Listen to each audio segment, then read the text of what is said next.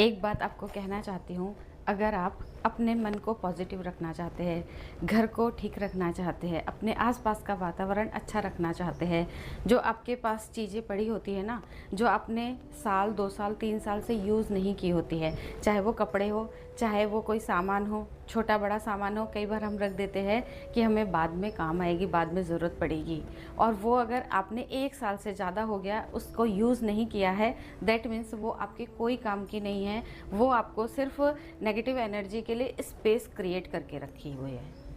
अगर आप उन चीज़ों को हटा देते हैं तो आपके घर की पॉजिटिव ऑरा हो जाएगी, और अगर आपके घर की पॉजिटिव ऑरा होती है तो आप खुद ब खुद पॉजिटिव हो जाएंगे, आपके आसपास का माहौल बहुत अच्छा बना रहेगा। एग्जांपल देती हूँ, अगर आप कहीं से बाहर से आते हैं, घर गंद रखा है, बंद करके रखा है, और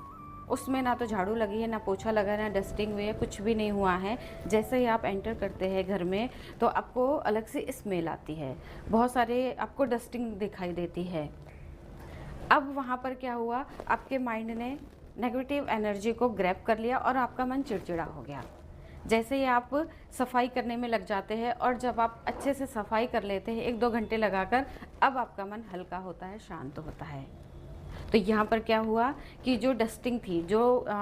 डस्ट पड़ी हुई थी, गंदगी पड़ी हुई थी, आपने उसको साफ़ कर दिया और आपका मन शांत हो गया। वैसे ही अलग अलग रखी हुई चीज़ों को, जो हमने सोच कर रखा था कि कभी ना कभी काम आएगी, वो आपके काम नहीं आने वाली है, वो सिर्फ आपके घर की नेगेटिव एनर्जी को क्रिएट कर रही है। नेगेटिव एनर्जी को हटाना है तो सबसे पहले आपके घर की सफाई ज़रूरी है। आई होप कि आपको मेरी बात समझ में आ रही होगी, क्योंकि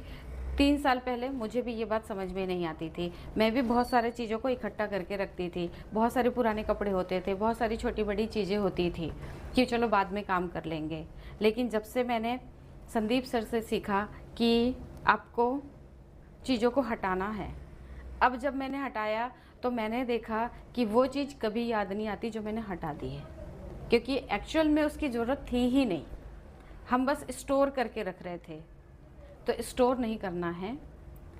उन तक इस वीडियो को ज़रूर शेयर कीजिए जो सालों से अपनी चीज़ों को रखे हुए हैं और छोड़ना नहीं चाहते हैं। Thank you so much.